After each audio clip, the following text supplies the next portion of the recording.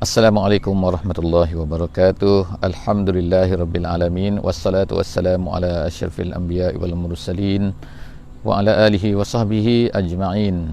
Bertemu lagi kita pada pagi ini dalam sesi Quran tafsir ringkas, tadabbur, untuk kita sama-sama mengambil bekalan-bekalan daripada setiap muka surat Al-Quran. Alhamdulillah, pada pagi ini kita akan bersama-sama pada muka surat 462 daripada Mushaf Uthmani, Mushaf yang dikatakan sebagai Mushaf Madinah, dipanggil sebagai Mushaf Madinah. Kita hari ini Alhamdulillah 14 Oktober tahun 2020 bersamaan dengan 26 hari bulan Safar 1442 Hijrah. Pada pagi ini insya-Allah kita akan bersama-sama dalam surah Az-Zumar pada ayat 32 sehingga ayat 40 insya-Allah. Jadi insya-Allah kepada sesiapa yang mempunyai kelapangan, mempunyai kesempatan, mempunyai kemudahan untuk membuka mushaf pada pagi ini, silakan insya-Allah buka mushaf pada muka surat 462 surah Az-Zumar, dan kita pada hari ini akan memasuki juzuk yang baru, iaitu juzuk yang ke-24 insya-Allah. Okey, Alhamdulillah, pagi ni kita daripada dataran, masih lagi dataran Masjid Sultan Omar Ali Saifuddin, Bandar Seri Begawan, ataupun dipanggil di sini sebagai Masjid SOAS, masjid yang dianggap sebagai masjid yang tercantik di Asia Tenggara. Alhamdulillah. Pagi ni insya-Allah kita akan mulakan dengan sedikit, kita akan membaca daripada Al-Quran, daripada ayat-ayat yang pertama daripada muka surat 462 pada pagi ini. A'udzubillahi minasyaitonirrajim. Bismillahirrahmanirrahim. Faman azlamu mimman kadzaba 'ala Allahi wa kazzaba bis-sidqi iz ja'ah alaysa fi jahannam maswal lil kafirin. Sadaqallahul azim. Allah Subhanahu Wa Taala pada muka surat ini terus menceritakan kepada kita sikap-sikap orang-orang kafir, dan juga bagaimana Allah Subhanahu Wa Taala membuat hukuman terhadap mereka dalam erti bahawa apakah mereka ni benar ke, apakah mereka ni salah ke, bagaimana sebenarnya stand sebagai seorang Muslim terhadap sikap ataupun terhadap apa yang dibuat oleh orang kafir ini. Jadi Allah Subhanahu Wa Taala memberikan kepada kita penilaian. Jadi nilai ini dalam hidup kita ni, kadang-kadang nilai ini datang daripada pemikiran kita, kadang-kadang datang daripada hati kita, perasaan kita, kadang-kadang datang ni adalah daripada pandangan orang yang kita percayai. Jadi dalam dalam surah ini, dalam Al-Quran ni, Allah Subhanahu Wa Taala dia mahu membentuk cara pemikiran kita. Dia nak bentuk bagaimana sepatutnya kita membuat penilaian terhadap sesuatu perkara. Jadi Allah Subhanahu Wa Taala memberikan penilaian, mengajar kepada kita apa pandangan kita terhadap orang-orang yang mendustai Allah Subhanahu Wa Taala ini. Jadi Allah Subhanahu Wa Taala mengatakan bahawa mereka ini, orang-orang yang mendustai Allah Subhanahu Wa Taala ini, mendustai Nabi, mendustai apa sahaja yang datang daripada Allah, mendustai Islam, Allah Taala kata itulah orang-orang yang lebih zalim, paling zalim. Azlam tu ialah ism tafdil. Isim tafdil ni ialah maknanya isim yang menunjukkan kepada lebih, tak adalah yang lebih daripada itu lagi. Jadi kalau kita bagi manusia ni, kita ni bila kita lihat, kita kata kezaliman ni ialah biasanya kezaliman ni apabila seseorang menzalimi orang lain. Tapi tidak, itu adalah satu bentuk kezaliman. Tetapi ada kezaliman yang lebih besar lagi, iaitu apabila adanya orang yang mendustai Allah Subhanahu Wa Taala, yang tak percaya kepada Allah, yang mengingkari apa yang dibawa oleh Nabi sallallahu alaihi wasallam. Itulah sebenarnya azlam. Siapa lagi yang lebih azlam daripada itu? Siapa yang lebih zalim lagi daripada itu? Sebenarnya lebih jahat ke apa sajalah kan, kita nak berikan istilah, tetapi Allah Ta'ala mengatakan itulah yang lebih zalim. Jadi kita mesti berhati-hati juga dalam hidup kita ni. Kadang-kadang kita kata dia ni zalim, tak ada lebih zalim daripada ni. Tak adalah yang lebih zalim kalau seseorang. Kenapa zalim? Kerana zalim ni ertinya meletakkan sesuatu pada tempat, tidak meletakkan sesuatu pada tempatnya. Adil tu meletakkan sesuatu pada tempatnya. Jadi apabila seseorang tidak meyakini Allah, Allah Ta'ala yang menciptakan kita semua ni dan segala-galanya, tiba-tiba dia katakan bahawa itu bukan ciptaan Allah, itu semua Allah ni tidak ada, Allah ni begini, Allah begini, ada makhluk lain yang sama dengan Allah. Jadi apakah yang tidak lebih zalim daripada itu semua? Itulah yang lebih zalim. Jadi inilah penilaian yang sepatutnya ada pada kita, iaitu kekufuran itu adalah yang paling zalim sekali di dalam kehidupan manusia. Jadi Allah Ta'ala kata wa kazzaba bis-sidqi izja'ahu. Allah Ta'ala ungkapkan menggunakan perkataan wa kazzaba bis-sidqi. Wa kazzaba bis-sidqi. Sidqi itu kebenaran, satu benda yang betul. Kemudian wa kazzaba, dia mendustai benda yang betul. Contohlah kita kata masjid ni belakang saya ni kan warna putih. Tiba-tiba ada orang kata tak, warna dia warna dia kuning. Kuning tu memanglah dom dia tu warna kuning kan, keemasan. Tapi yang bawah tu warna putih. Tapi jika ada orang kata tak, warna coklat. Apa awak ni? Jadi wakazzaba bis-sidqi. Satu benda yang betul-betul benar, so tidak ada yang lebih benar daripada Islam kan. Jadi tiba-tiba ada orang kata Islam tu tak betul. Jadi itulah wakazzaba bis-sidqi. Satunya dia tu kazaba 'ala Allah, mendustai Allah, menipu. Kazaba 'ala Allah, menipu terhadap Allah. Tiba-tiba dia kazzaba pula yang kedua. Jadi kazaba tu maknanya tidak betul, dan kemudian kazzaba tu mengata satu benda lain tu adalah tidak betul. Dua tu. Allah Ta'ala lepas tu menggunakan perkataan izja'ah. Izja'ah artinya apa? Iaitu ketika datangnya. Jadi artinya ketika datang, ungkapan ini menunjukkan menunjukkan rasa apa, iaitu apabila kebenaran itu datang saja terus dia menolak. Maknanya dia tak sempat berfikir, dia tak sempat, tak adalah tadabbur. Tadabbur artinya maknanya berfikir kan. Maknanya berfikir dulu kan, tak adalah, tak guna fikiran dah. Dia guna emosi, dia guna apa, dia kata terus ini adalah salah, ini adalah tak betul. Jadi nak menunjukkan bagaimana tidak teruknya orang-orang yang mengkufuri Allah Subhanahu Wa Taala ni. Alaisa fi jahannam maswal lil kafirin. Allah Taala kata tidak adalah, bukankah neraka jahanam itu itulah tempat tinggal, tempat mereka nanti di hari akhirat nanti bagi orang-orang yang kafir. Wallazi jaa bis-sidqi wa saddaqa bihi ulaika humul muttaqun.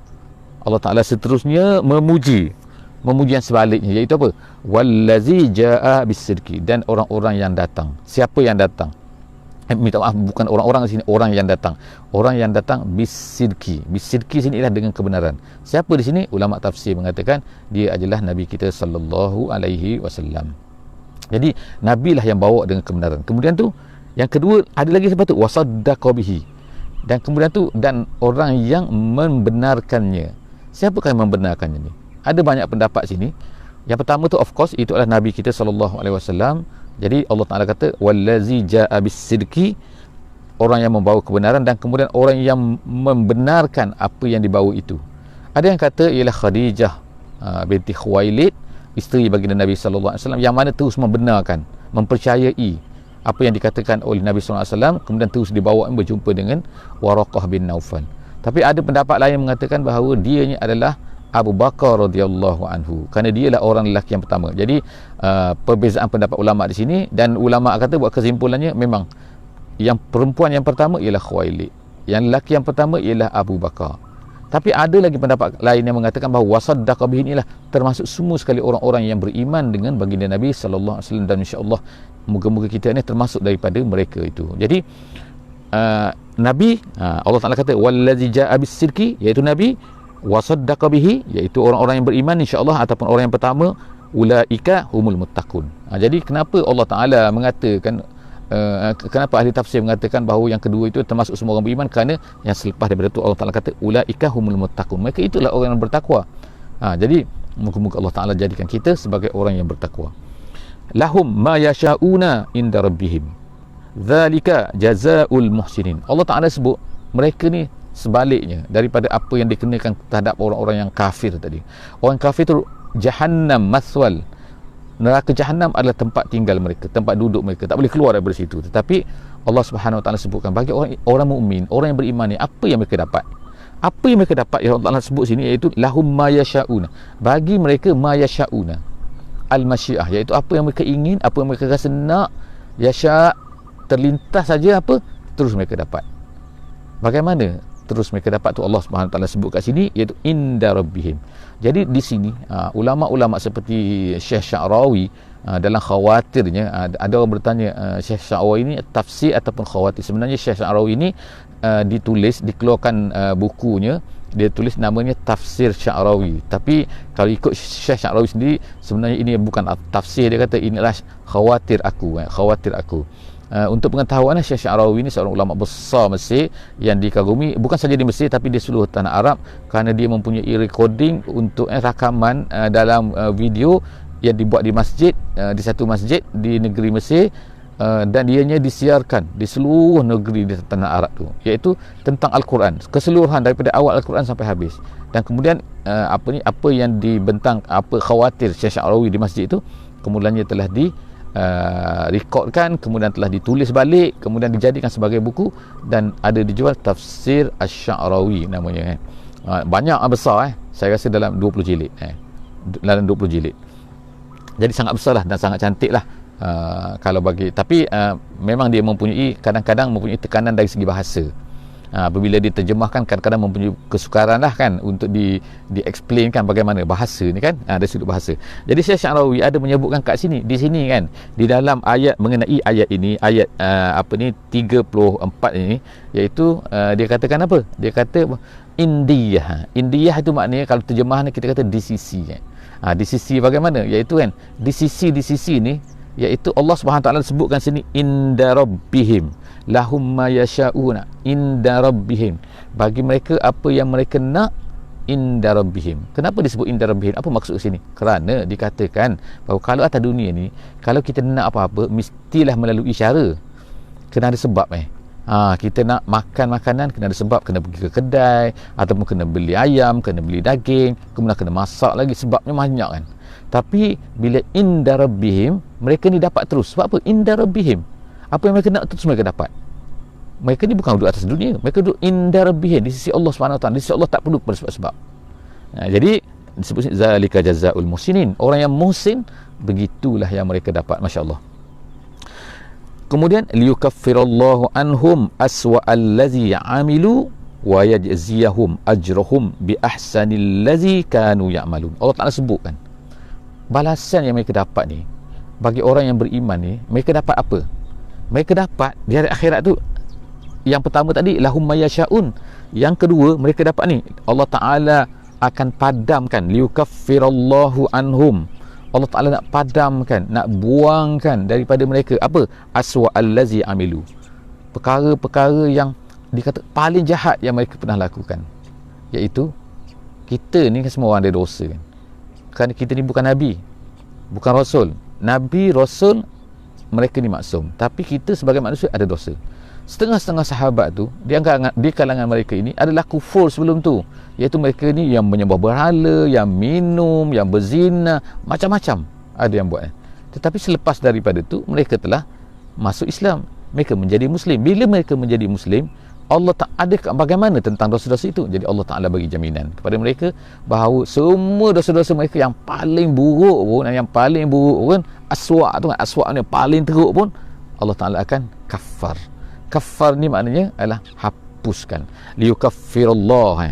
Jadi kita kata kafar ni hapuskan. Kalau kafir tu kerana orang-orang yang kafir tu, mereka ni telah menutup fitrah mereka tu. Fitrah mereka nak kebenaran, fitrah mereka nak terima kebenaran, tapi mereka kafarah. Jadi perkataan kafarah ni artinya tasbih. Kafarah ialah tasbih untuk menutup majlis. Jadi di dalam ini, dalam ayat ni, liyukaffirallahu anhum aswa'allazi amilu, habis tu selepas daripada mereka dah bersih kan, Allah Ta'ala kemudian sebut wa yajziyahum, Allah Ta'ala nak beri kepada mereka. Jadi banyak benda Allah Ta'ala nak beri kepada orang beriman, orang yang baik ni kan, iaitu apa? Allah Ta'ala akhirnya Allah Ta'ala sebut apa? Wa yajziyahum, dan untuk Allah Ta'ala balas mereka itu ajrahum, pahala untuk mereka, balasan untuk mereka, bi ahsanil ladzi kanu ya'malun, dengan yang terbaik, yang lebih baik daripada apa yang bi ahsani allazi kanu ya'malun. Mereka buat satu benda, kalau ikutnya kita buat satu perkara ni kan, kebaikan atas dunia ni kan, nak bandingkan dengan apa yang diberikan oleh Allah Subhanahu Wa Taala tu sangat jauh. Allah Taala beri apa pada kita? Beri syurga. Jadi kalau Allah Ta'ala beri syurga pada kita, syurga nak bandingkan dengan apa yang kita lakukan atas dunia ni, jauh sekali kan, tak boleh dibandingkan. Sebab itulah dalam ulama-ulama mengatakan bahawa kan, kita ni, ulama-ulama ambil daripada hadis Nabi, kita ni masuk syurga bukan kerana amalan kita, tetapi kerana rahmat daripada Allah Subhanahu Wa Ta'ala, hasil daripada amalan kita. Amalan kita menyebabkan Allah Ta'ala ni merahmati kita lalu memberikan syurga. Tapi jadi syurga tu bukan kerana sebagaimana kata dalam kitab hikam yang kita baca kan sebelum daripada ni, iaitu apa? Min alamatil i'timad alal amali, iaitu antara tanda-tanda kita ni bergantung pada amalan. Kita merasa bahawa amalan kita lah yang memasukkan kita syurga. Sebenarnya tidak. Jadi Allah Ta'ala sebut kat sini lagi apa? Bi ahsanil ladzi kanu ya'malun. Apa yang kita amal tu Allah Ta'ala semuanya lebih lagi, iaitu ahsan. Alaisallahu bikafin abdah. Seterusnya Allah Ta'ala berkata, Allah Ta'ala kata, bukankah Allah Ta'ala ni kafin abdah? Kafin abdah artinya ialah Allah Ta'ala memadakan. Artinya kan Allah Ta'ala cukuplah bagi seorang mukmin tu kan. Bukan makna tak boleh bekerja, dia bekerja dan sebagainya, tetapi dia kena merasakan bahawa apa Allah Ta'ala itulah yang paling tinggi untuk dia. Tidak ada benda yang lebih tinggi. Dia tidak boleh bergantung kepada selain daripada Allah Subhanahu Wa Ta'ala. Kenapa? Kalau dia bergantung kepada selain daripada Allah, itu artinya dia telah merasai sesuatu benda Allah ni satu benda yang lain, itu adalah kafin untuknya. Jadi cukuplah, alaisallahu bikafin abdah. Bukankah Allah Ta'ala tu cukup bagi seorang hamba itu? Wa yukhawifunaka billazina min dunih. Dan orang-orang kafir ni, ini Allah Ta'ala kata cukuplah bagi Allah kamu ni. Kenapa? Kerana orang kafir ni mereka ni menakut-nakutkan. Menakut-nakutkan apa? Disebutkan kat sini kan, iaitu wa yukhawifunaka billazina min dunihi. Jadi diceritakan di antara sebab turun ayat ini dikatakan begini, iaitu orang-orang kafir ni menakut-nakutkan Nabi sallallahu alaihi wasallam. Berhala kan. Jadi bila mereka kata jangan buat macam ni, jangan kata pada berhala, jangan buat apa-apa yang tak elok pada berhala. Kenapa? Nanti berhala murka, berhala ada puakanya, nanti kamu Muhammad nanti kenalah benda-benda yang tak elok, nanti semua kena pada kami kalau kami tinggalkan berhala. Macam-macam mereka ni kan, seolah-olah macam berhala tu ada kuasa, seolah-olah berhala tu mempunyai apa ni yang tertentulah yang menyebabkan mereka akan terkena apa-apa lah. Hasilkan apa kalau jika sekiranya kita menolak berhala tu. Jadi Allah Subhanahu Wa Ta'ala sebutkan dengan clear kan awal-awal lagi kan, bahawa cukuplah Allah Ta'ala ni kepada kita, dan berhala-berhala tu tak boleh nak buat apa. Sebab apa? Sebab dia tu adalah hasil daripada tangan manusia. Dia tu sendiri adalah dibuat oleh manusia. Bagaimana dia ni boleh memberi mudarat kepada kita? Jadi Allah Ta'ala sebut lagi kan selepas daripada tu, iaitu kan, iaitu apa? Wa man yudlilillah fama lahu min had. Kalau Allah Ta'ala dah sesatkan seseorang tu, memanglah kan tak ada orang lagi dah boleh memberi petunjuk pada dia. Wa man yahdillah fama lahu min mudil. Dan siapa yang Allah Ta'ala beri petunjuk pada dia, tak ada orang boleh sesatkan. Terbalik kan daripada itu. Alaisallahu bi azizin zintiqam. Bukankah Allah Ta'ala itu dia ni maha perkasa dan dia boleh membalas apa yang dikehendaki terhadap orang-orang yang melakukan kejahatan. Wala in sa'altahum. Seterusnya kita akan masuk pula kepada ayat 38 pada pagi ini, iaitu menceritakan tentang apa? Iaitu menceritakan satu hakikat yang ada di dalam diri orang-orang kafir ni. Orang-orang yang tidak mahu beriman ni, mereka ni sebenarnya dalam diri mereka, dalam sanubari mereka tu ada satu kepercayaan, satu keyakinan, satu rasa. Apa dia? Allah Ta'ala sebutkan sini, wala in sa'altahum. Kalau kamu tanya mereka, wahai Muhammad, dan kita semualah kan pendakwah-pendakwah pada hari ini, kalau kita tanya hakikatnya kan, kepada orang-orang yang tidak beriman ini, tak mau terima Nabi ni, tak mau terima Islam ni, man khalaqas samawati wal ard. Siapa yang menjadikan langit, menjadikan bumi ni kan? Siapa? Wala in sa'altahum man khalaqas samawat, menjadikan langit, wal ard, dan bumi ni. Jadi mereka akan jawab apa? Allah Ta'ala beritahu kita, mereka la yakulunallah, mereka akan berkata Allah lah yang jadikan. Jadi hakikat sebenarnya dalam diri manusia ni, walaupun mereka ni kufur, sebenarnya mereka tahu, mereka rasai bahawa takkanlah berhala tu menciptakan langit dan bumi, sedangkan berhala tu sendiri mereka yang buat, mereka yang ukir, mereka yang ambil batu, simen dan sebagainya, kemudian mereka buat dalam bentuk patung-patung, kemudian tiba-tiba nak katakan benda tu ciptakan langit dan bumi, kan tak betul. Jadi kalau kamu tanya hakikatnya, itu nama dia ialah rububiyah, itu Rabb tu.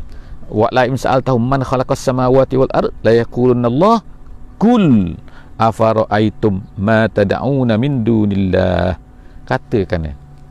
Katakan Allah Ta'ala kata afara'aitum, kul katakan afara'aitum ma tad'una min dunillah in aradani Allahu bidurrin hal hunna kashifatu durrih.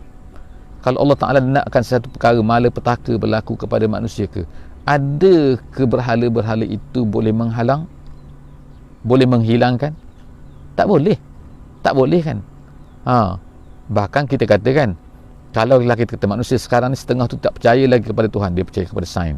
Tak apa, kita gunakan sains, sains kita, sains teknologi kita ni boleh kata melawan melawan ribut, melawan petir, melawan gunung berapi, melawan puting beliung, melawan semula kan bala bencana ni. Tak, semua tu lemah kan, semua tu adalah alat ciptaan manusia cuba, tapi Allah Ta'ala kirimkan coronavirus, dah pening kepala nak mencari vaksin tak jumpa.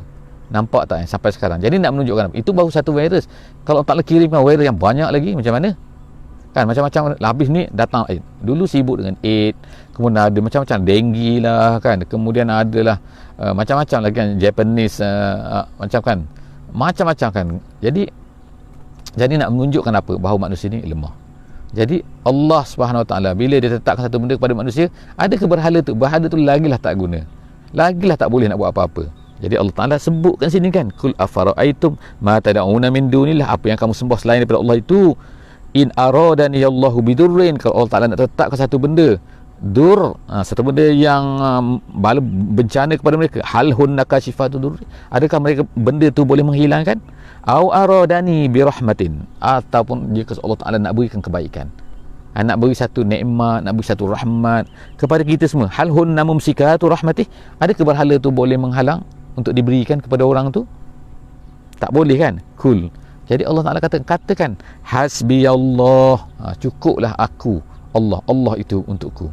Hasbiyallah, hasbi itu cukuplah, hasbi itu adalah aku, jadi hasbiyallah, cukuplah untuk aku Allah, alaihi tawakkalul mutawakkilun, orang-orang yang bertawakal semua bertawakal sepatutnya kepada Allah Subhanahu Wa Ta'ala. Orang yang tak nak bertawakal, dia tak nak ikutlah kan. Tapi orang yang nak bertawakal, dia akan bertawakal hanya kepada Allah Subhanahu Wa Ta'ala. Kul ya qaumi amalu ala makanatikum inni amil fasawfa ta'lamun. Tapi dah cerita dah dakwah dah kan. Perkara-perkara ni semua adalah kita kata point-point kan, ataupun perkara-perkara, message yang sepatutnya kita akan terpaksa berilah kepada manusia, kita sampaikan kepada manusia. Tapi kalau kita dah cuba sampaikan, kita dah beritahu semua, tiba-tiba manusia ni tak nak terima.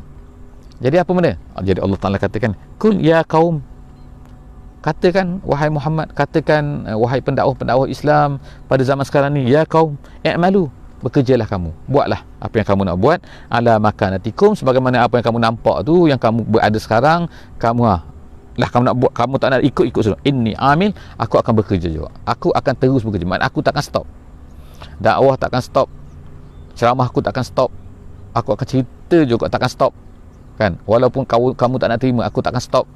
Jadi semua sekali Allah Ta'ala beritahu kepada kita, iaitu apa? Jangan berhenti. Fa iza farata fansab, bila kamu dah habis, teruskan buat lagi, bangun lagi kan, jangan berhenti, non stop. Jadi non stop walaupun orang tak terima, walaupun dia kata i'malu ala makanatikum, kamu duduk di tempat kamu tu, kamu tak nak berganjak juga, kamu tak nak terima juga apa yang aku kata, aku akan inni amilun, aku akan bekerja menyampaikan dakwah, menyampaikan Islam ni. Fasaufa ta'lamun, nanti hari akhirat ke atau satu masa nanti kamu akan tahulah kan, siapa yang benar, siapa yang salah. Tak apa kan, tak apa. Sekarang mungkinlah nampak macam orang yang menyampaikan Islam ini tidak benar, orang yang dakwah ini tidak benar, Islam ini tidak benar, Islam macam-macam kan, orang Islamfobia macam-macam sekali pada hari ini kan. Jadi man ya'tihi azabun yukhzihi wa yahillu alaihi azabun muqim. Jadi Allah Ta'ala kata pada penghujung kita ni kan, ini ayat terakhir lah kita pada pagi ni, iaitu pada ayat ke-40 ni kan, nanti akan datanglah azab daripada Allah Subhanahu Wa Ta'ala. Jadi hari cukuplah kita pada hari ini, insya-Allah berjumpa lagi di esok hari Khamis, insya-Allah esok 15, jika diizinkan oleh Allah Subhanahu Wa Ta'ala, 15 Oktober tahun 2020, esok insya-Allah 27 Safar. Kita tak lama lagi kita akan masuk ke bulan Rabiul Awal, bulan Maulid Nabi sallallahu alaihi wasallam. Jadi di negara Brunei Darussalam ni insya-Allah sangat-sangat memuliakan bulan Rabiul Awal ni selama 2 minggu insya-Allah, daripada awal bulan sehingga selama 12 hari daripada awal bulan sehinggalah 12 Rabiul Awal, kita akan mengadakan majlis zikir, pada setiap malam selepas maghrib. Jadi kepada semua yang berada di negara Brunei, bolehlah menghadiri di masjid-masjid pada setiap malam selepas daripada maghrib, insya-Allah. Jadi setakat itu saja, insya-Allah jumpa lagi di esok hari. Aku qauli hadza wa astaghfirullahal azim li wa lakum. Subhanakallahumma wa bihamdik nashhadu an la ilaha illa ant nastaghfiruka wa natubu ilaik. Bismillahirrahmanirrahim. Wal 'asri innal insana lafi khusr illa allazina amanu wa 'amilus solihat wa tawasaw bil haqqi wa tawasaw bis sabr. Wassalamu alaikum warahmatullahi wabarakatuh.